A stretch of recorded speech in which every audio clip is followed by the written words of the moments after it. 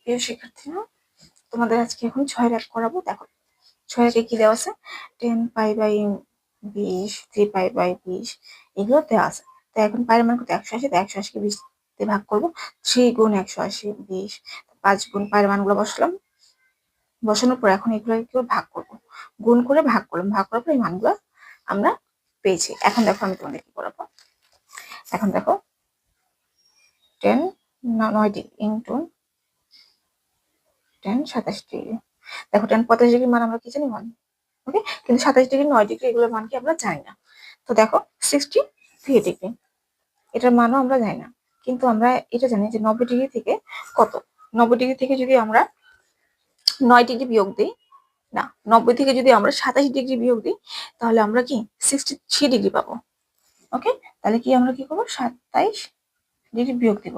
এরপর দেখো 10 81 degree, 10 90 degree থেকে যদি আমরা এই যে 9, ওকে 9 বিয়োগ দিই, তাহলে অবশ্যই আমরা কত ডিগ্রি পাবো, 81 ডিগ্রি পাবো। তো এখন দেখো আমরা কি করবো, 10 9 ডিগ্রি ইন্টু 10 27 ডিগ্রি, 1 তো 1 এর গুণ করে হয়ে যায়। এখন এইটুকু অংশটা আমরা ক্যালকুলেশন করতে হবে। দেখো 10 এর আগে কি আছে, 90, 90 মানে কি জানি আমরা 5/2। আমরা আগে কি বলতাম, 5/2 এর আগে কি আছে, 90 ডিগ্রি। মর মানে কি এখানে 1 আছে, তাই না?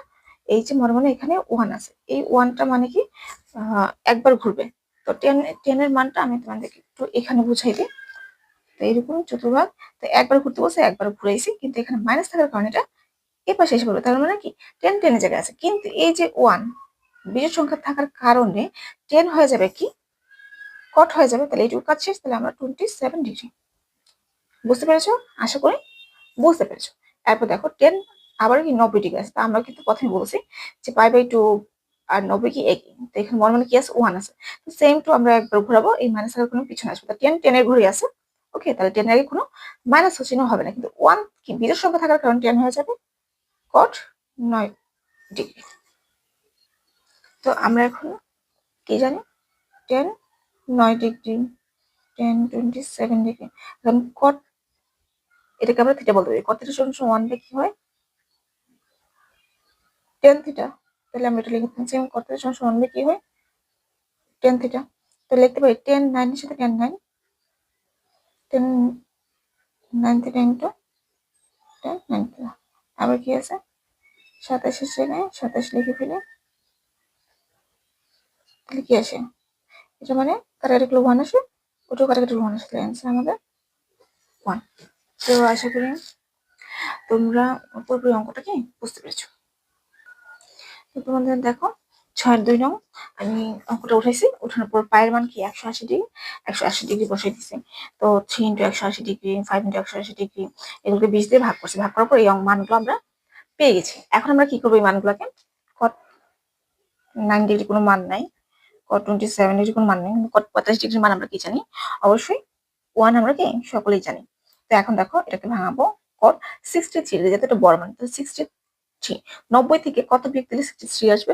অবশ্যই তোমরা 90 ডিগ্রি থেকে 27 বিয়োগ দাও, তাহলে কি তোমরা মানটা পেয়ে যাবে। তারপরে কট আছে, কট 90 ডিগ্রি মাইনাস এই যে 9। মনে রাখবা যে এই দুটোর সাথে এই দুটো মানে মিল থাকবে, এই সরলগুলোর ক্ষেত্রে এইটার সাথে এটা অবশ্যই মিল থাকবে। তাহলে আমরা 9 ডিগ্রি, ওকে, এটা কিন্তু 9 লিখছি, 9, বুঝতে পারবে তো তোমরা। তো 90 থেকে 9 চলে গেলে 81 ডিগ্রি।